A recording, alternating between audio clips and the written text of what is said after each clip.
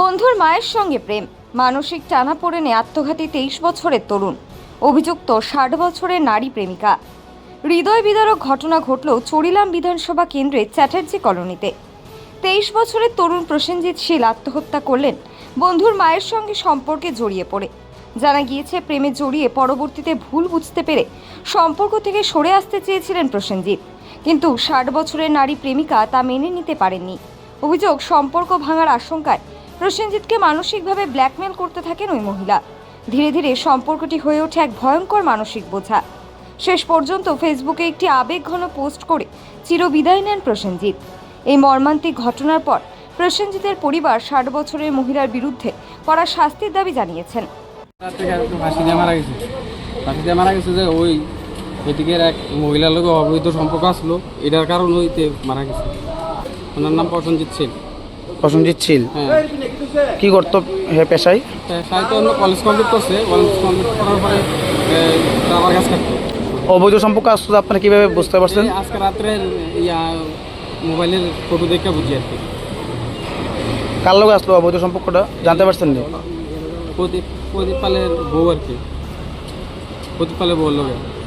কালকে রাত্রে মারা গেছে তো 11টা মনে আসবো অনুমান, আমি এটা ঠিক করতে পারি।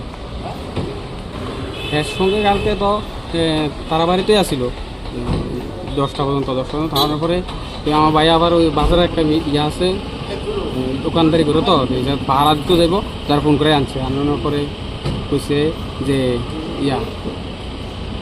বাটার খাইতো এই জায়গাতে একটু কথা কাটা দিয়েছে। তারা আবার করে এত দেরি গিয়ে এসে তারা বাড়ির থেকে এরপরে এই করবো এটা কইছে। এরপরে তারা বাড়ির থেকে ওই মহিলার ছেলে আইছে, ছেলেরা দেখাই আনছে, আর ছেলেরা জেডা আইছে, এই সায়ন পাল আর তার জেডা, সায়ন পালের জেডা দিলীপ পাল, এই দুজন আইসে আমরা বাড়ি আইসা তারা লোক কথাবার্তা কইছে।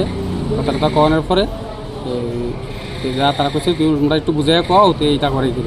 এই কথা কওয়ানোর পরে তারা কইছে যে সায়ন পালও কইছে, সায়ন পালের জেডাও মনে কইছে যে তুই কালকের থেকে আর আমরা বাড়ি যাইস না। এই কথার পর থেকে তারা তো কথার তো কয়ে গেছে। এরপর থেকে কী হয়েছে? এরপর থেকে কই তো আমার ভাইও গেছে গা। এরপরে কইছে বাড়ি থাকতো, তে ঘুমাইব, তো ঘুমাইতেও গেছে। বোনের লোক একটু ঘুমাইছে, ঘুমানো মানে তার ছোটো বোনের লোক আর কি কয় ভাই তুই আর জামার লোক ঘুমা দিতে যে তো উপরে হয়ে দিছে। ঘুমানোর পরে তারা গেছে গা, ভাইও গেছে গা। এরপরে একটু পরে দেহে নাই গো। এরপর তার মা আর তার ছোটো বইনে এই খুঁজি করতেছে, চিল্লাচিল্লি করতেছে। এরপরে যায় আসে এদিকে দেখে গেতা দেখে গাছে চলে আসে। এরপর কটার সময় দেখতে পেয়েছেন আপনারা হেরে ঝুলন্ত অবস্থায়? ঝুলন্ত অবস্থা 11টা মতো ভালো, 11টা রাত্র 11টা। এখন আপনারা পরবর্তী সময় কই আছেন?